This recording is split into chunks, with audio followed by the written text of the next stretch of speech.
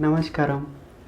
In this Agni Initiative video, we are going to look at why yogis tend to avoid milk and why regular consumption of milk is something which is not recommended. See, first of all, only children less than 3 years of age have the necessary enzymes to digest milk. For most regions in the world, for adults, milk is mostly indigestible, and this is mucus forming and causes lethargy in the system. So traditionally, yes, it has been believed that milk is needed because it has a high amount of calcium.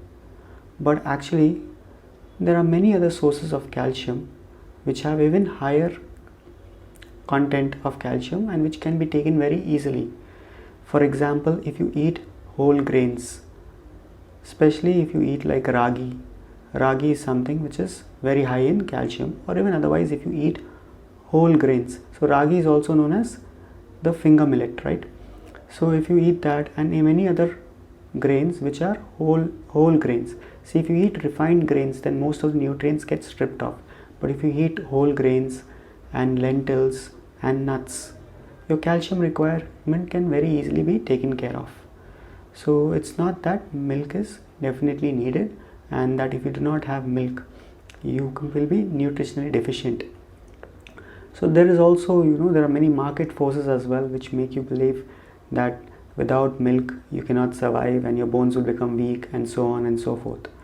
But if you purely look at it from a yogi's perspective, why we tend to avoid milk is because we don't want to have anything. Yogis don't want to have anything which stays in the system for a longer period of time, and milk is something which is difficult to digest and it stays in the system for a longer period of time. So your colon will never be clean. If you're eating a lot of milk and milk products, then you will see that your colon will never be clean. And because if your colon is not clean, you will see that it affects your psychological health as well. So especially in the Western countries, it's seen predominantly that many of them are having psychological issues. This one of the reasons could be because of their diet, because the diet is having a large percentage of dairy products, and if you have a lot of dairy products, you will see that your colon will never be clean. And because of this, your colon and your mind are very directly connected. If you're not able to keep your colon clean, if food stays in your system for a longer period of time, it will also affect your psychological health. So it's very important to keep your system clean. So if you avoid milk and milk products, you will see that your system will remain clean. For some of the advanced yogic programs in Isha, for example, there's an advanced program called as Samyama, which is a silence program which happens in the Isha Yoga Center. For that program, at least 40 days before the program, all the participants are actually instructed to completely avoid milk and milk products because they do not want anything to remain in the system which can cause lethargy or inertia in the system.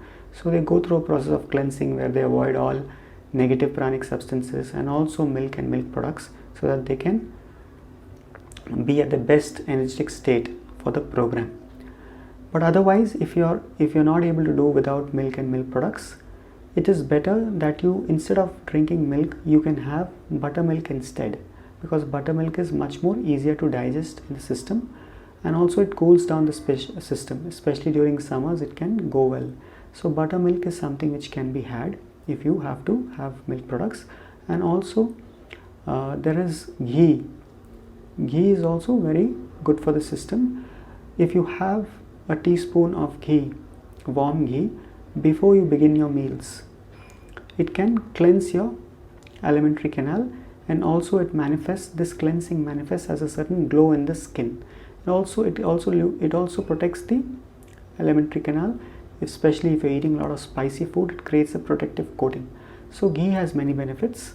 So if you wish to have ghee, a little bit of ghee before your meals, warm ghee, about a teaspoon, that should be fine. You can have ghee or you can have buttermilk, and see if you can replace milk with other alternatives.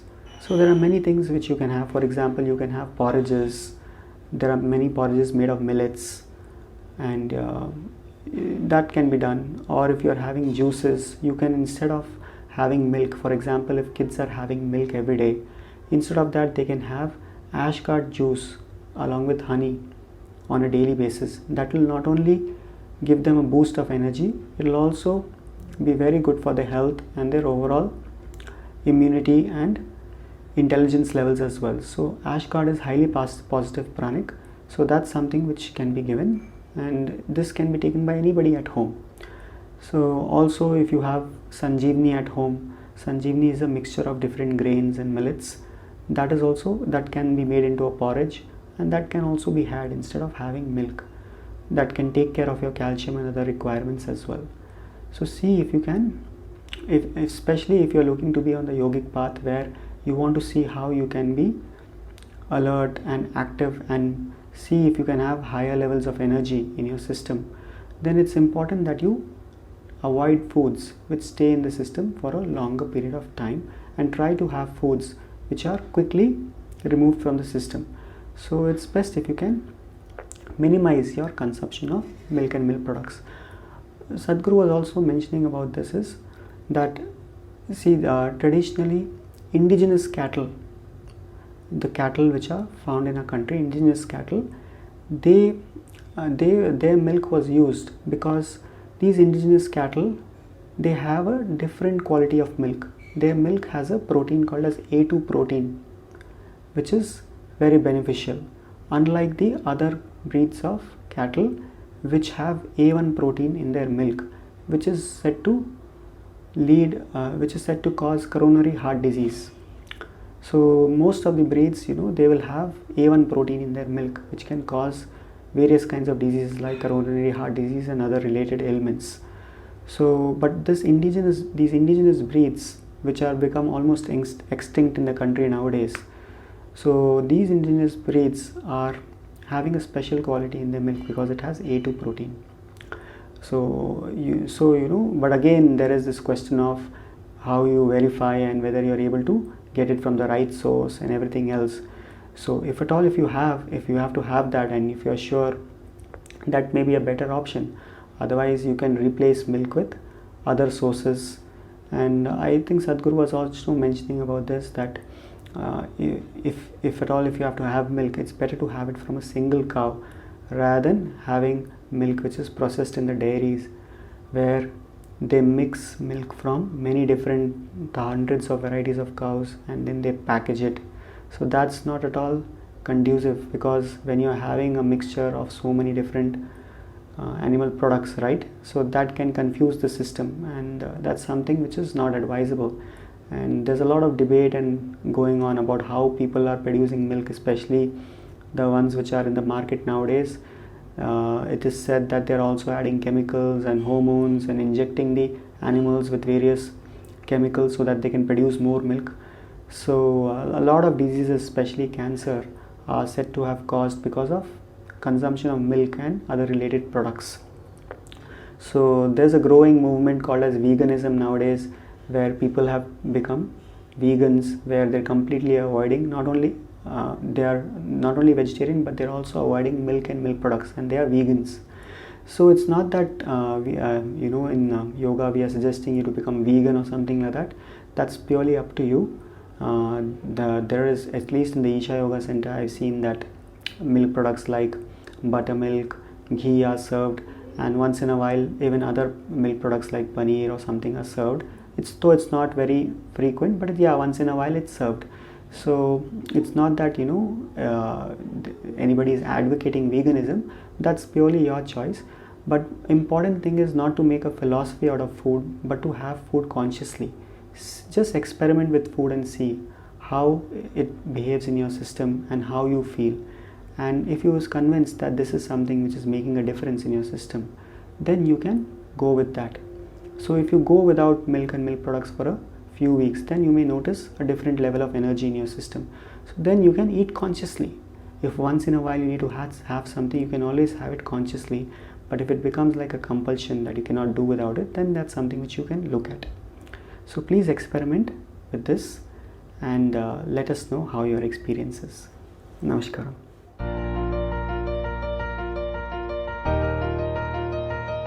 If you eat food and your body feels very agile and alive, that means it's good food, body is liking it. If you eat something, it feels dull, that means it's not liking it, it's having difficulty with it, that's why it feels dull.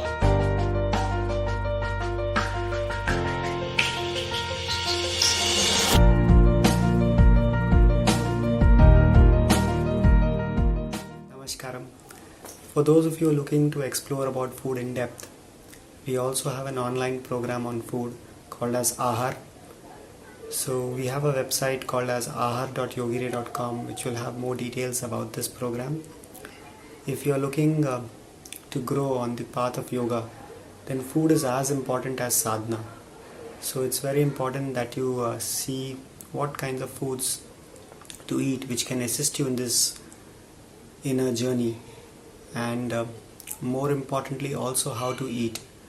So we'll be looking at this in depth in this online program, and this can be done from the comfort of your home. From wherever you are, you can log in and do this program. So if you wish to explore this in depth, please log into our Aahar website, and you can see if this is something which can help you take a step towards your inner growth. And we hope that the simple process of eating can also become a stepping stone towards your ultimate well-being. Thank you so much.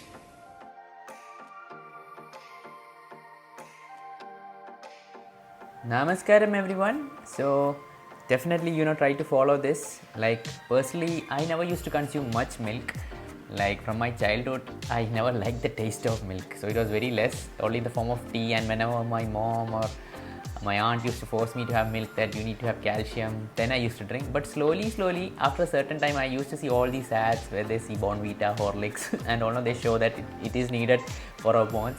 So after like playing football and all, I used to have, like, to mask the taste of the milk, I used to add something and then I used to have it myself. But then later I left it totally, and I used to only have tea or coffee. I used to love coffee and tea, but after inner engineering, that craving for tea or coffee, it was not there much, but it totally dropped off. Now once in a while, when I see, like once in a while, very rarely, maybe once or twice in a month, I have coffee or tea, that's it. Or when I go out to have food, that's all about it. But one thing I would really like to focus is on, like, those of whom you're watching and you're facing some kind of mental health issues like depression, anxiety.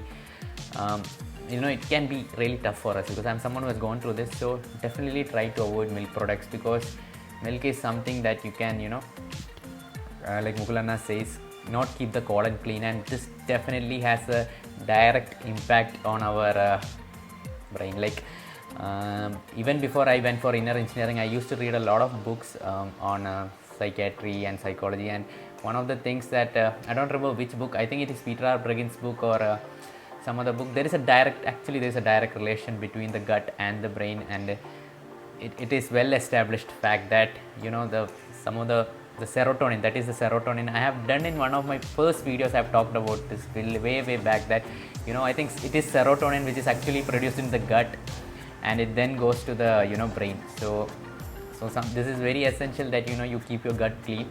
So definitely try to avoid milk products if you can. I still have some kind of peda and gulab jamun, but and yes, one more query that I get a lot is whenever I say that I tell people that I get this question like, Anna, should I consume milk? I tell it's not necessary, it's not that good, and I forward them articles of Sadhguru or Mukulana, and then they say, but pahalwans, people who are into gusti and all, they drink milk, they drink lassi, so how is it? So the thing is, if you want to become a pahalwan, yes, definitely you can try following their diet, and maybe they are also having from a single cow from their own home. That is how they are, they are super stringent about the kind of things they put out. But if you watch this Netflix documentary called Game Changers, you will realize that the strongest man in the world is a vegan. That is, he has a super huge body, or someone who's an athlete who has a super lean body, or you can even look at Virat Kohli, he has gone vegan. So milk products are not that mandatory, but I wouldn't personally recommend you to go, I want to become vegan like that. It might not be possible. We are Indians, we love sweets, we love peda, I love peda. So I want to have peda or gulab jamun once in a while. And ghee is also something that is very good for the system. So I have ghee also. So see how you can do it, and how you can incorporate these changes in your lifestyle, and you can do accordingly. And definitely subscribe to Mukulana's channel at Yogi Re, and do the Aahar program. I just completed the Aahar program. It's so awesome. It's been a long time. I'll definitely put a review on it, but it's a very impactful program. You guys should definitely check this out. And I'm also slowly bringing out a lot of changes in my diet, lesser biryanis. So what else? Yes, do check out my podcast. There are a lot of podcasts coming up. I'll definitely be putting out more. And don't forget to subscribe to my channel. Like this video, dislike it, it's also fine, but definitely like, share it, and you can take clips from it and share it to your friends and family, do however you like. So hope you guys have a great day. Namaskaram. Oh, one more thing, like you can reach out to me on Instagram with direct messages, but it would be better if you reach out to me on Twitter, because I have Mayuresh who helps me with Twitter. So if you have any queries regarding the programs, he will be there to answer to you, and also I will be also able to find your messages easily over there. So Twitter would be a better place to message me. This Instagram is also fine, but Twitter would be better. Namaskaram.